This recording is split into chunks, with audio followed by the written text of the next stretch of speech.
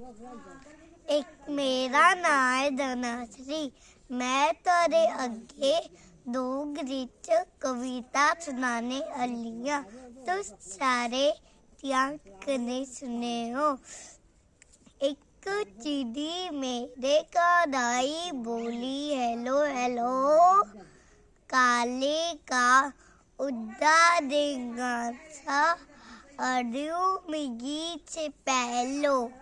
मैं अपने mummy papa की उसकी गल सुनाई। पापा की गुस्सा चढ़ आया, मम्मी गई घबराई। पापा ने फिर उस चिड़िया की अंदर ले आ बुलाई। कोल बालिए प्यार देखने ये गल समझाई।